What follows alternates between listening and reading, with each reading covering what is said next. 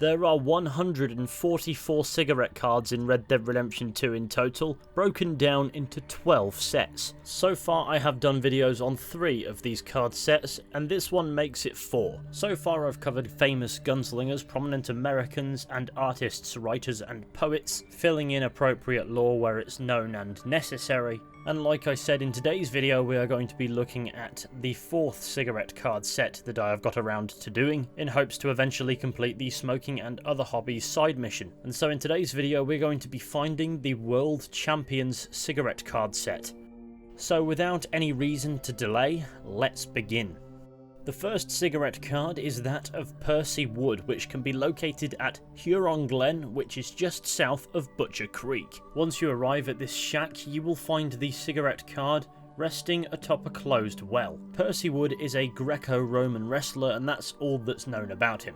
We're just going to move on. If there's not much lore about a card, I see no reason to waste your time. The next card, or shall I say cards, is that of Edwin A. Rowe and Captain Jack Page, which can be found at Clawson's Rest, which is only a short distance northwest of Valentine. When you get here, the cabin is easily identified by the grass growing on the roof. Once you've forced your way inside, please do your best to ignore the dead children. To the right from the entrance on the farthest windowsill, there you will find both of the cards.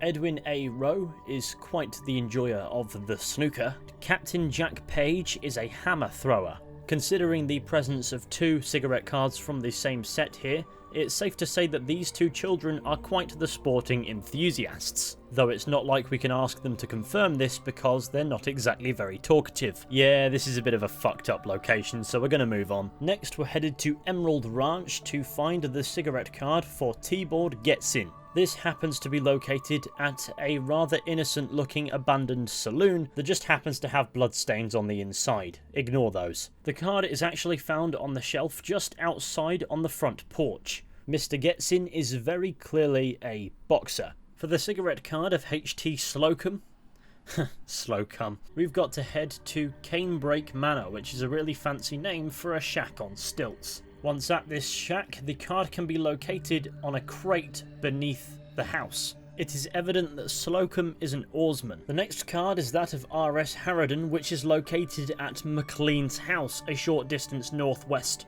of where we currently are. When you arrive on this farm, be mindful the people here aren't exactly the friendliest bunch. On a table to the south side of the main building, you will find the card of R.S. Harradon, who appears to be something of a cyclist. For the card of E.D. Ewing, we need to head west to the Old Trail Rise shack, which can be found north of Compston Stead if you need a landmark. Once you arrive at this shack, you'll notice it's in quite the sorry state. However, it does have an intact basement.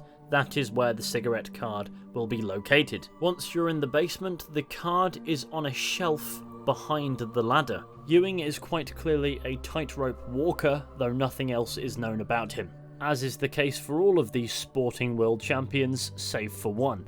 The cigarette card for tennis player Patsey Hill can be located in the northeastern corner of the city of Saint-Denis, on the rear porch of one of the houses.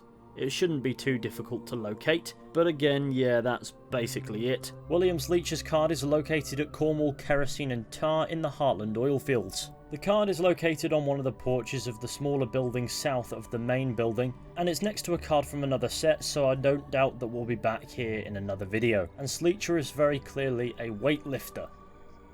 Hench boy. The cigarette card for Edwin Singerly is located in Annisburg. Once in the town, you'll have to climb this tower to the very top, where you will find the card on one of the horizontal beams at the edge of the balcony thing. Singerly appears to be a pigeon shooter, though I doubt it's of the clay variety, and once more that is all that's known. Felix Hawley is perhaps the only character in this cigarette card set that we actually know anything about besides from what the card tells us, and his card can be found at Barrow Lagoon in the West Grizzlies. The house it's found in is actually the retirement home, if you could call it that, of Felix Hawley himself. Inside the Frosty house, the card is located on the table, along with some ice skating boots, as Felix Hawley is an ice skater. Also on the table is a newspaper clipping that reads as follows: Dreadful incident. Talented ice skater's career cut short in terrible accident. And then outside, only a few paces from the house, is an exhumed grave, missing a leg. Behind it you can faintly make out Felix Hawley's name, carved into a wooden headstone, if that's what you'd even call it. I mean, it's not made of stone. What would you call it? The headstone's been defaced and it reads, "No ice in hell." What we know about Felix Hawley is that he was an ice skater, but before that he fought in the United States Army. His skating career went on until 1874, where he suffered a terrible incident that cost him his right leg, and at the end of August 1888 he died and was buried only a few feet away from where he chose to live out his retirement, a cabin overlooking the remote icy Barrow Lagoon. And yet someone saw fit to come up here and deface his grave, which means he must have had some serious enemies. Unless there's more to this deceased fellow, maybe that has something to do with his previous occupation as a soldier. Finally, we have the card of Axel McCormack, a club swinger which is located at the saloon in Saint Denis. Now, instead of heading into the saloon, you need to head round to the back of it.